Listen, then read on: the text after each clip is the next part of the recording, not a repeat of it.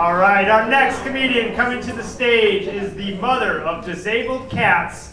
Give it up for the very funny Skippy Rose.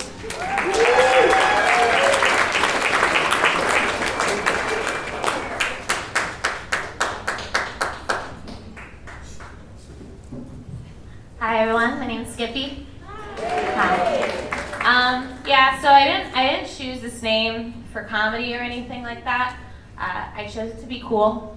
So I've had this name actually since I was about 15 years old, because that's about the time when you realize, I think I make better calls than my parents, I'm pretty sure.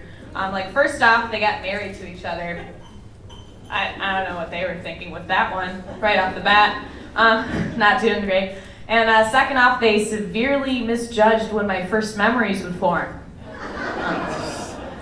And third, they would use waitresses as babysitters.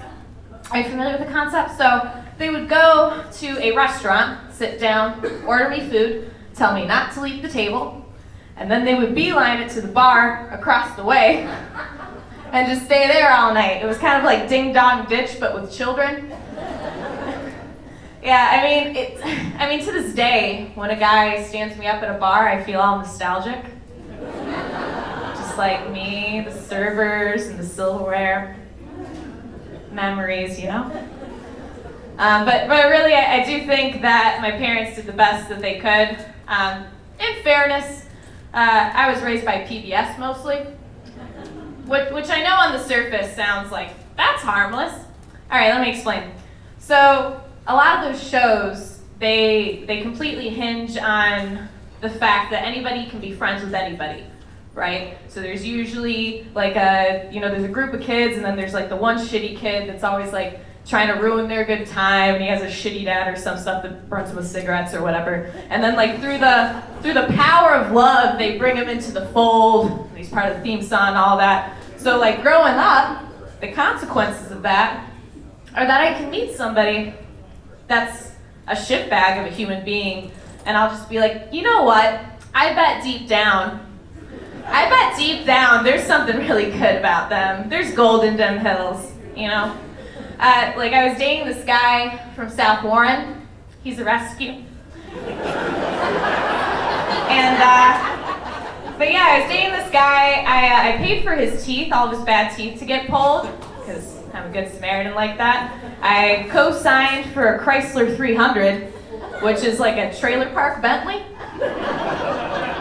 And I also took him on an all-expense-paid vacation to Universal Studios. I know. He was like a Make-A-Wish kid. Yeah. But unlike a Make-A-Wish kid, he didn't die. Still very much alive. Working on that one. But there was one day we were going down, we were both in the car, he was driving, and he's like, I'm gonna kill us. I know, a man that knows what he wants. So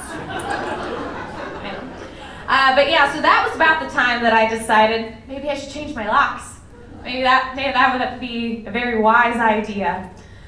So I called a locksmith, and I don't know if you know this, but there's actually a policy that all locksmiths have, that if you call and it's a domestic situation, they'll do it same day, no questions asked, they'll rearrange, right? So it happens so often that there's a policy for it. So that's where we are as a country. So he shows up, this guy, he knows the whole deal, he knows the whole story, and he's working on my locks, and then he proceeds to hit on me. Yeah, he proceeds to hit on me, knowing full well what he's there for, why he's there, and I'm just thinking, this guy has no situational awareness, super rude, but I bet that deep down, he's like a really good guy. And so I'll skip to the end here, but so I don't have a go-to locksmith anymore or a PlayStation 2. Yeah, thank you.